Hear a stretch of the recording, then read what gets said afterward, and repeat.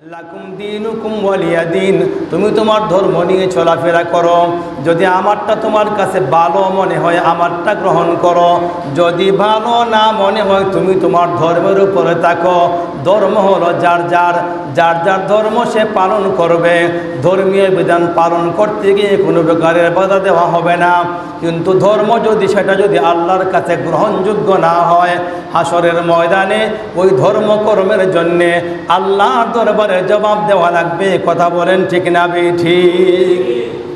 নবী করিম সাল্লাল্লাহু আলাইহি ওয়াসাল্লাম বাইতুল্লাহর তওয়াফ করছিলেন। মক্কার বড় বড় সর্দার নেতারা আসলো। উতবা বিন রবিয়া, শাইবা বিন রবিয়া, আবু সুফিয়ান বিন হারব, ওয়ালিদ বিন মুগীরা, ওরকম নজর ইবনে হারেস, অনেক বড় বড় মক্কার যারা নেতা ছিল তারা এসে বলল, ও মুহাম্মদ, তোমার সাথে আমরা এই ধর্মের ব্যাপারে একটা সমঝোতা করতে চাই। নবী বললেন, ধর্মের বিষয়ে আবার কি সমঝোতা? তারা বলল, তোমার ধর্মের মধ্য থেকে আমাদের যেগুলো অপছন্দনীয় হয় সেগুলো তুমি একটু ছাড় দিবা, একটু বাদ দিবা। আমাদের ধর্মের মধ্যে তোমার কাছে যা অপছন্দনীয় মনে হয় তা কিছুটা আমরাও ছাড় দিব। উভয় পক্ষে কিছুটা ছাড় দিয়ে মধ্যবর্তী একটা ধর্ম আমরা অবলম্বন করে তুমিও আমাদের ধর্মের ইবাদত করবা, আমরাও তোমার ধর্মের ইবাদত করব। বিনিময়ে কি হবে? তোমার রব যিনি তিনি যদি বেশি শক্তিশালী হন, ক্ষমতাবান হন, তার থেকে আমরাও ফায়দা পাব। আর যদি আমাদের রব বেশি শক্তিশালী হন, ক্ষমতাবান হন, তাহলে তার থেকে তুমিও ফায়দা পাবে। জুড়ে বলেন নাউজুবিল্লাহ।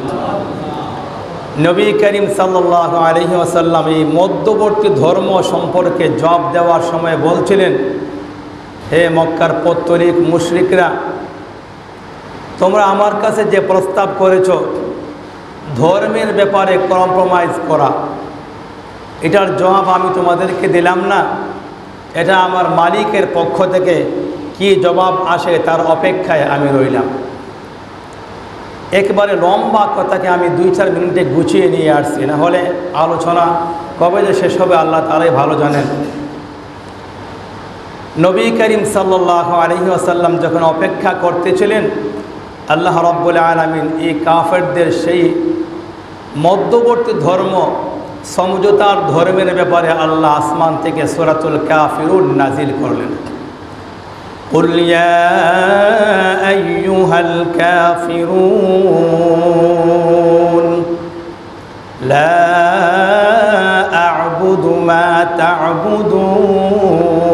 تعبدون ولا أنتم عابدون ما أعبد ولا أنا عابد ما عبدتم ولا أنتم عابدون ما أعبد لكم دينكم ولي دين।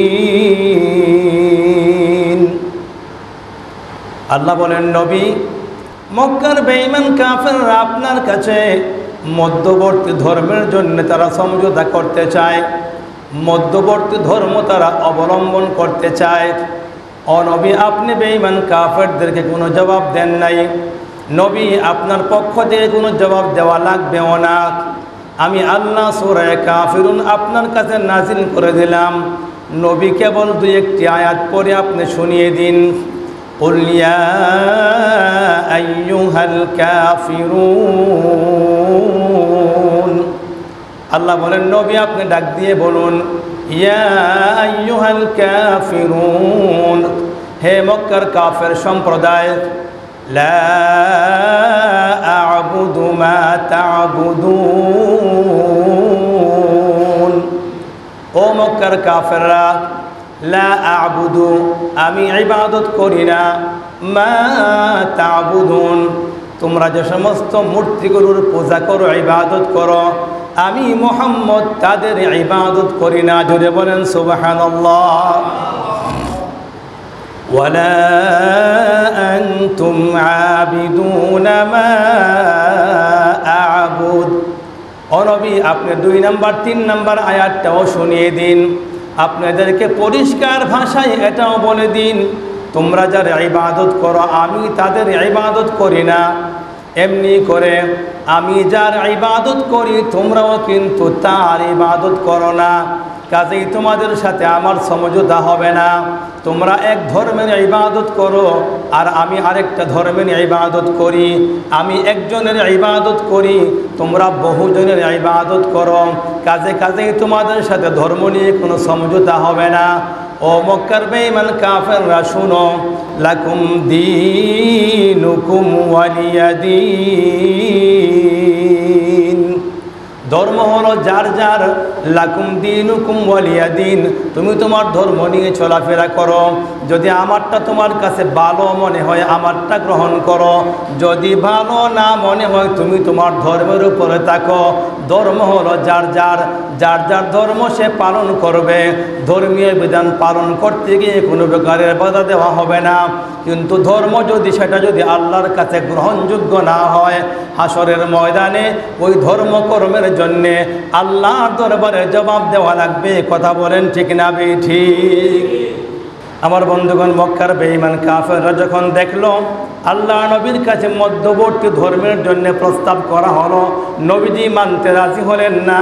অপর বর্ণনায় পাওয়া যায় তখন তারা বলল, ও মুহাম্মদ, একটা কাজ করো, একদিন তুমি আমাদের ধর্মের ইবাদত করবে, আমাদের মূর্তিগুলোর ইবাদত করবে, আরেকদিন আমরা সবাই মিলে তোমার রবের ইবাদত করব, তুমি এই প্রস্তাবে রাজি হয়ে যাও। রাসূল করিম সাল্লাল্লাহু আলাইহি ওয়াসাল্লাম বললেন, ও মক্কার বেঈমান কাফেররা, আমি যদি একদিন তোমাদের ধর্মের ইবাদত করি, তোমরা যদি একদিন আমার ধর্মের ইবাদত করো, লাভটা কি হবে? ও মক্কার বেঈমান কাফেররা, তোমাদের এই কথায় আমি সমর্থন দিতে পারি না। তারা যখন নবীকে ফিরাফিরি করতে শুরু করলো, আল্লাহ রাব্বুল আলামিন সূরাতুজ জুমারের 65, 66 এবং 67 নাম্বার আয়াতে কারিমা নাজিল করে দিলেন। আল্লাহ বলেন, নবী আপনি বলে দিন, কুল আফাগাইরাল্লাহি তা'মুরুনি আ'বুদু আইয়ুহাল জাহিলুন। ও নবী আপনি মক্কার বেঈমান কাফেরদেরকে বলুন, তোমরা কি আমাকে এক আল্লাহ বাদ দিয়ে অন্য কোনো সত্তার ইবাদত করার জন্য নির্দেশ দিচ্ছ? আফাগাইরাল্লাহি তা'মুরুনি আ'বুদু আইয়ুহাল জাহিলুন। হে মক্কার মূর্খ সমাজের লোকেরা, হে মক্কার মূর্খরা, তোমরা কি আমাকে এক আল্লাহকে বাদ দিয়ে, একত্ববাদের ইবাদত বাদ দিয়ে বহুত্ববাদের ইবাদতের নির্দেশ দিচ্ছ? তোমরা কি জানো না আমার মালিক কি কথা আমার কাছে জানিয়ে দিয়েছেন? আল্লাহ বলে দিয়েছেন, ওয়ালাকাদ উহিয়া ইলাইকা ওয়া ইলাল্লাযীনা মিন ক্বাবলিক। আল্লাহ বলেন, নবী আমি আপনার কাছে ওহী পাঠিয়েছি। ও নবী, কেবল আপনার কাছে আমি আল্লাহ একা ওহী পাঠাই নাই, এমন ওহী আমি আল্লাহ ওয়ালাকাদ উহিয়া ইলাইকা ওয়া ইলাল্লাযীনা মিন ক্বাবলিকা, আপনার পূর্বজরা দুনিয়ার জমিনে নবুয়তের দায়িত্ব নিয়ে এসেছিলেন, প্রত্যেক নবীর কাছেই আমি একটা মেসেজ দিয়েছিলাম, প্রত্যেক নবীর কাছেই আমি একটা কথাকে পাঠিয়েছিলাম, যেই কথাটা আমি আল্লাহ আপনার কাছেও পাঠাচ্ছি। মানে একই কথা সকল নবীর কাছেও এসেছে। ও নবী, ওই একই কথা আপনার কাছেও এসেছে। বলে কি কথা? আল্লাহ বলেন, লাইন আশরাকতা, ও নবী যদি আপনি মুহাম্মদ আমি আল্লাহর সঙ্গে কাউকে শরীক করেন, লাইন আশরাকতা যদি আপনিও আমি আল্লাহর সঙ্গে অন্য কোনো গায়রুল্লাহকে শরীক করেন, লা ইয়াহবাতান্না আমালুকা।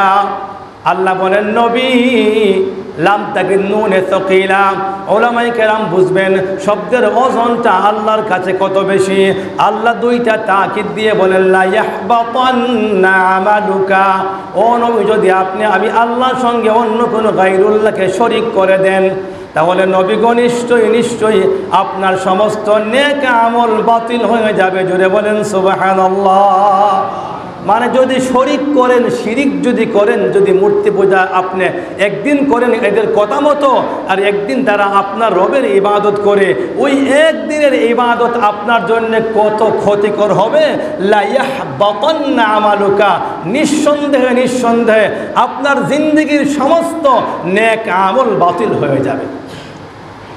লা ইয়াহবাতান্না আমালুকা ওয়া লা তাকুনান্না মিনাল খাসিরিন। ও নবী, কেবল যে আপনার নেক আমল বাতিল হবে বিষয়টা এমন না। নবী, আপনি 2 নাম্বার বিপদের মধ্যে পতিত হয়ে যাবেন। 2 নাম্বার বিপদটা হলো, ও নবী, আপনার সমস্ত নেক আমল তো বাতিল হয়ে যাবে, এমনি করে আপনি ক্ষতিগ্রস্তদের, লাঞ্ছিতদের মানে কাতারের মধ্যে, দলের মধ্যে আপনি শামিল হয়ে যাবেন। নবী, কাজে কাজে এদের প্রস্তাবে আপনি কখনো রাজি হবেন না।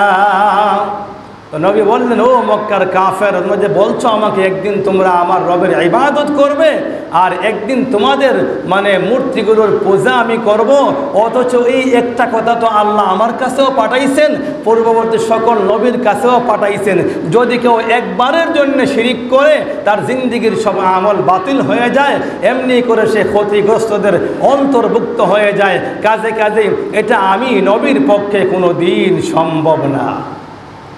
বালিল্লাহ ফা'বুদু ওয়া কুম মিনাশ শাকিরিন।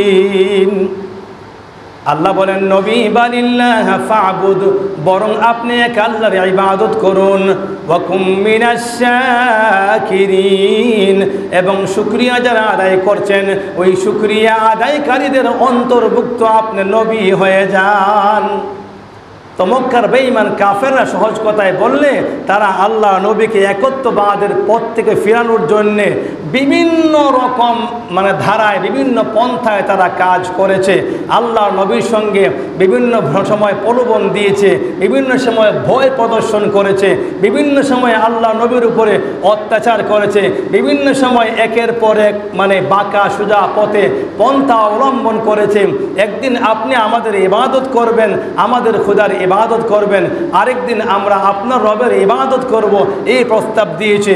মধ্যবর্তী একটা ধর্ম কম্প্রোমাইজ করে আপনিও কিছু ছাড় দিবেন, আমরাও কিছু ছাড় দিব, ওই সারাসারির মাধ্যমে একটা মধ্যমপন্থী ধর্ম একটা অবলম্বন করে আমরা ইবাদত করব। আল্লাহ নবী ওই দিন যেই কথা বলছিলেন, যদি তোমরা আমার এক হাতে আকাশের চাঁদ এনে দাও, যদি আরেক হাতে আমার আকাশের সূর্য এনে দাও, আর যদি বলো মুহাম্মদ একদিনের জন্য কালিমার দাওয়াতটা বন্ধ করে দাও, তাহলে একদিনের জন্য, এক মুহূর্তের জন্য আমি মুহাম্মদ কালিমার দাওয়াত ছাড়তে রাজি না। বলেন সুবহানাল্লাহ।